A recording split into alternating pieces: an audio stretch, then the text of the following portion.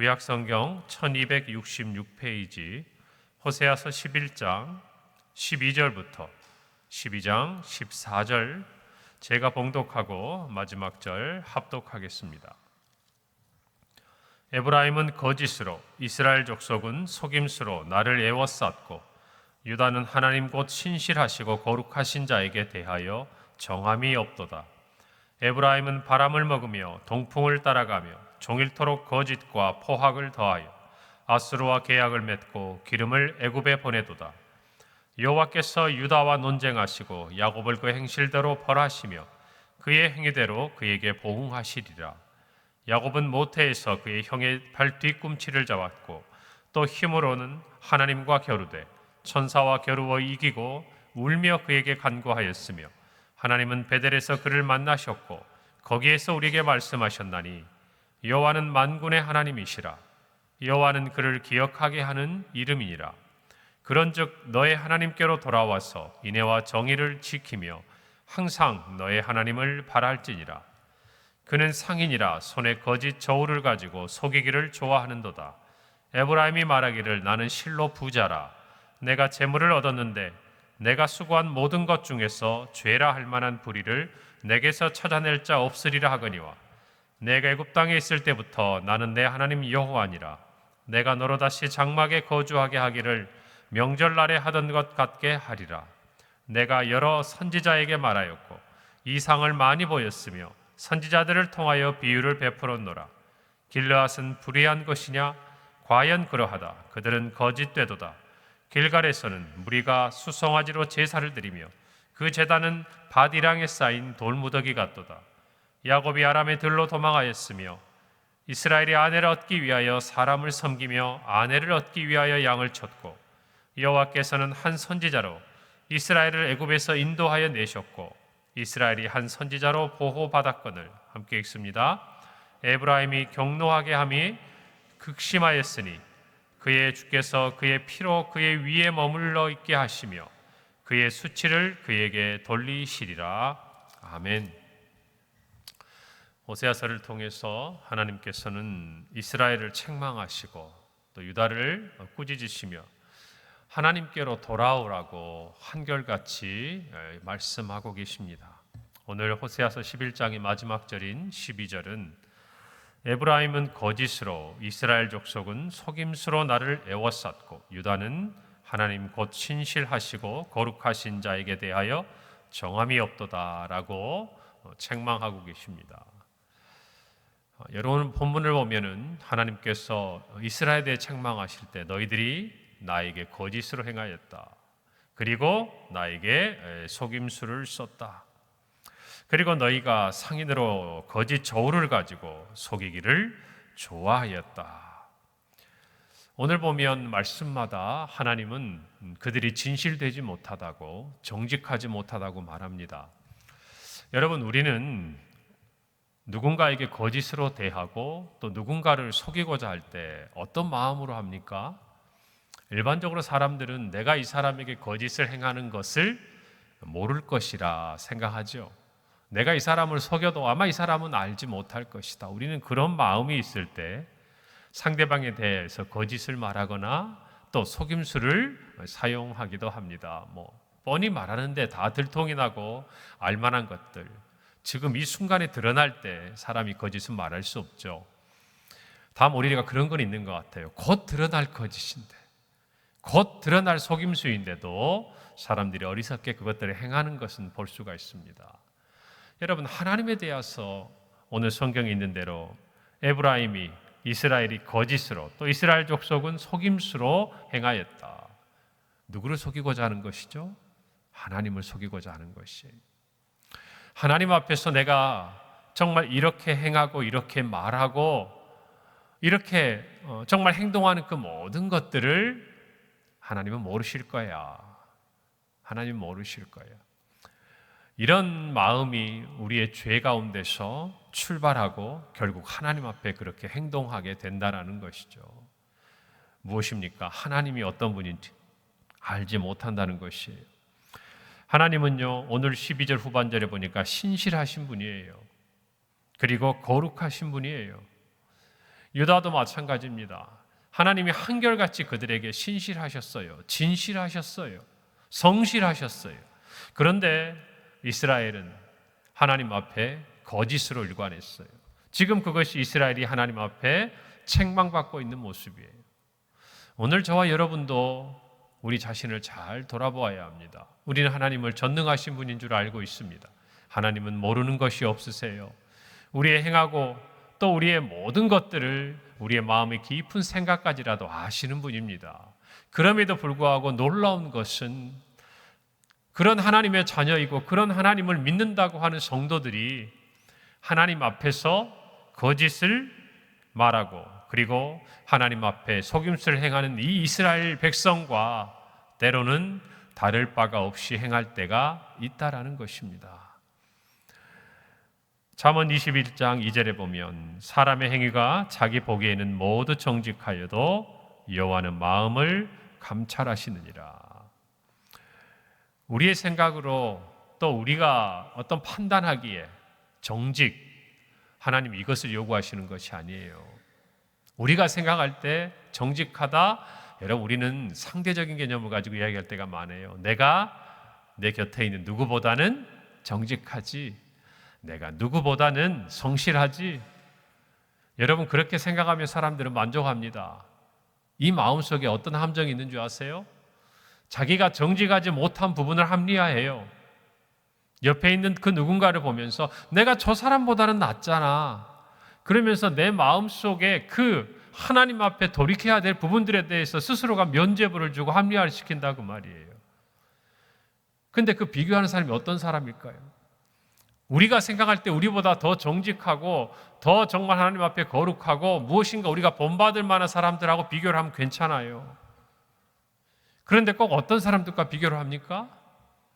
우리보다 그냥 우리의 눈으로 보기에 드러나는 것이 부족해 보이는 사람, 그런 사람들을 비교하면서 우리는 우리 스스로가 하나님 앞에서 정직하다고 의롭다고 또는 사람들과의 관계 속에서도 그렇게 생각하면서 정말 놀라운 일은 자기가 정직하다고 스스로 생각해요.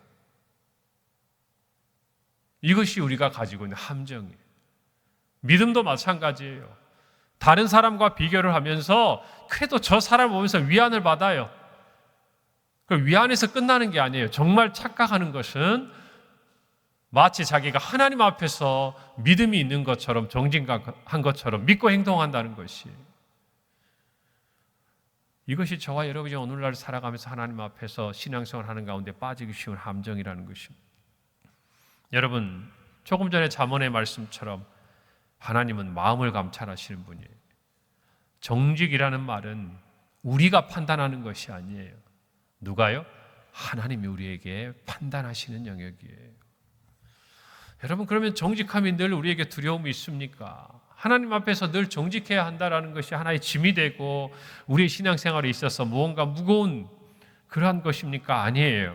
하나님은 하나님이 그 마음을 감찰하시고 정직한 자에게 복을 주시겠다고 말씀하셨어요. 시편 84편 11절에 여호와 하나님은 해요 방패이시라.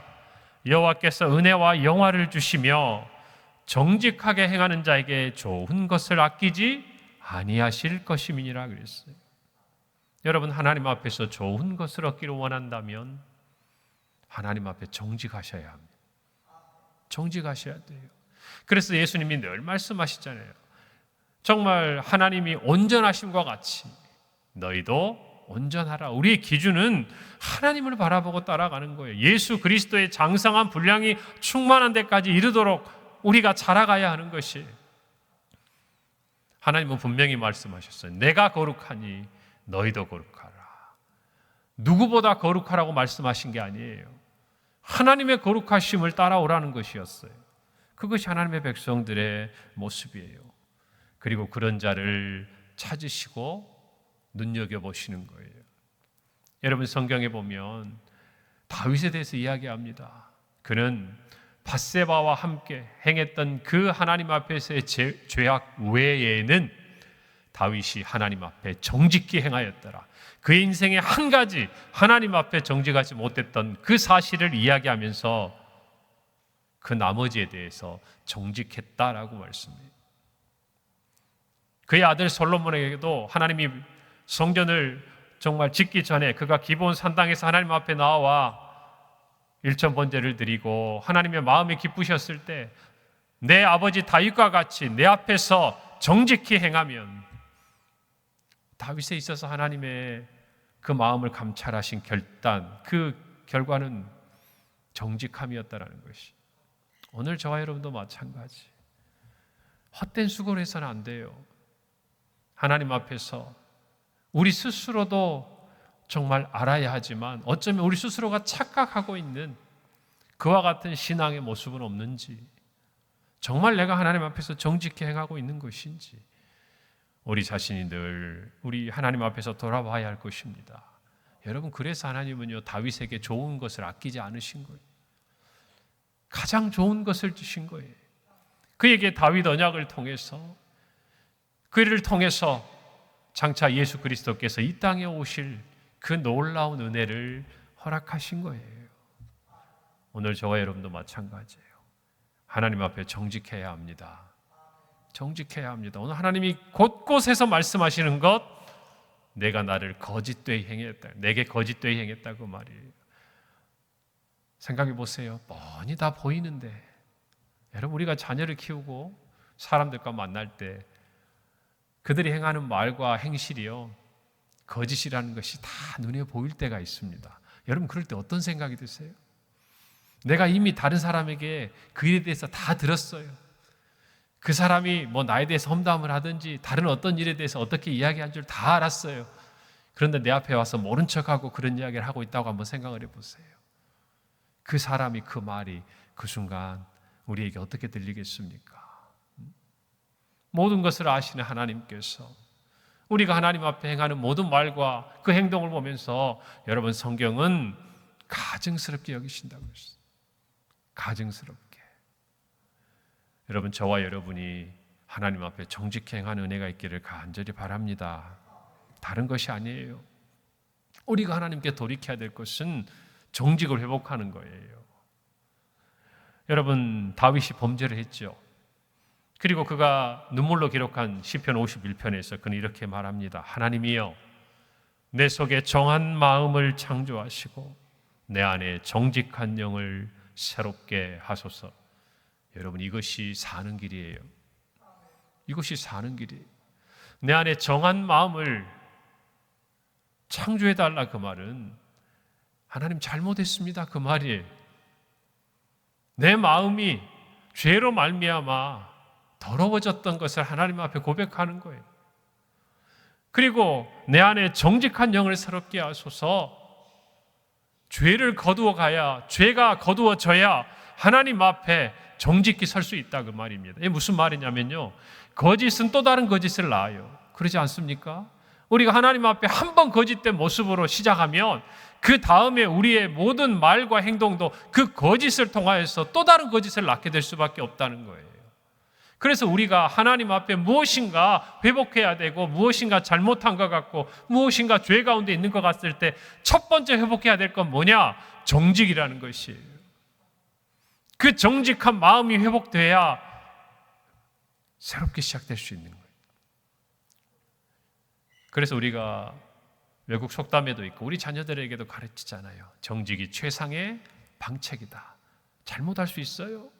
깨트릴 수 있고요. 실수할 수 있습니다. 그럴 때 제일 중요한 게 뭐죠? 정직이라는 거예요. 정직한 것이 그 상황을 돌파해 가고 개선해 갈 수 있는 가장 좋은 방법이요, 방책이라는 것이에요. 당장에는 내 잘못을 인정해야 되는 것이 어렵지만 조금만 앞을 내다볼 때도 정직한 것이 가장 그 순간 유익한 거 아니겠습니까? 인정하는 거죠. 내가 잘못했다.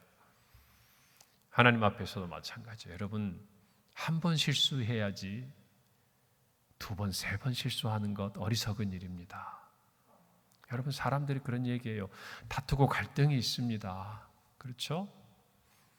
나중에 그 갈등은 아무것도 아니에요. 그것 때문에 일어났던 말과 행동이 나중에는 마음의 상처가 돼요. 그런데 사람들은 그런 상황에서 나중에 이렇게 이야기합니다.